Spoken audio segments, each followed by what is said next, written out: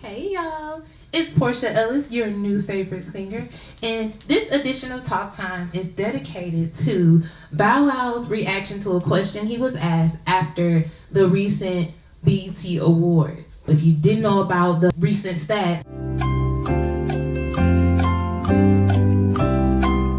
Did at all this year for hip hop and anything. So how do you feel about that? Putting out trash ass music. No, not the trash music. It's serious. Everything sounded like everything repetitive, same tempo. It's roll out the bed. Everybody can do that. You know what I'm saying? It wasn't like that. And I feel like now we getting, and the reason, and now we finally getting to a point where I feel like now it's about to shift back into the real. Like, you really got to have talent. You really got to go. I think people are starting to get tired of it now. That's why you don't see nothing charting. Everything sound the same. Every girl want to get a bag, get a rich, spin the block. I'm sliding on the everything is sound the same. Ain't nobody doing nothing different. So it's time to shake the game up and get it back to what it need to get back to. And that's just the real essence of artistry and real good music. Like, that's going to last forever. Is like, there anybody that I don't know. I ain't heard nothing that I say I'm going to hear this 30 years from now. Wow. Nothing. There's nobody. I mean, Drake, Kendrick, and I would say Cole. I agree with Bow Wow 1,000%. It's like he took the words out of my mouth and so many other artists' mouths that I know. The recent wave of how music has, in my opinion, devolved. These artists that put out the trash music get by just because they have popularity on social media, or they were stripping and now they want to, cross over because it's a wave right now for basically strippers to use rapping as a cop-out. I just said all that to say it's insulting. It's very insulting to true creatives like me and others that I know. Mainstream, commercially, it's ridiculous how the standards of music and just creativity, it's non-existent. So I have an example. It was around 2011, 2012.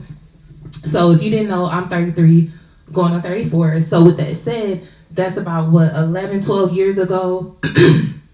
When I first graduated college, I came back to Atlanta and I hit the ground running. I did a lot of modeling gigs, acting, so forth and so on. This was 2011, 2012, the cusp of where your following on social media was everything to, entertainment execs. For example, it was a specific audition I went to. And as I'm waiting, of course, people that are waiting, we're all like, ear hustling, trying to see what to expect and things like that. And the first thing I hear them ask every person that goes up, after they ask their name, how many followers do you have on social media?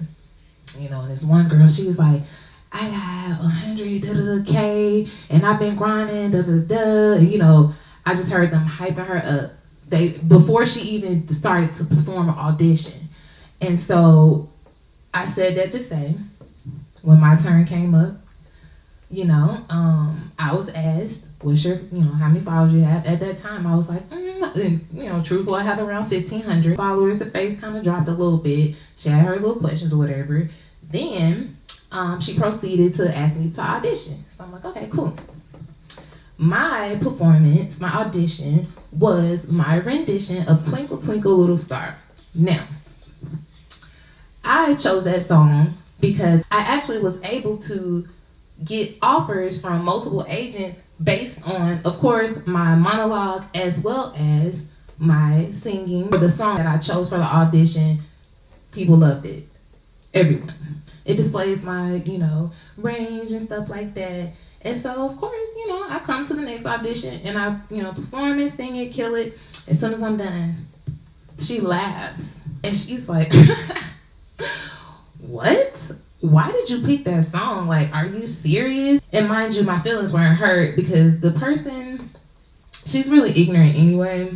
This is the person who's very popular on Love and Hip Hop. Long story short, my point is, she and others, starting from that time frame on up to now, the industry didn't care about anything but your following.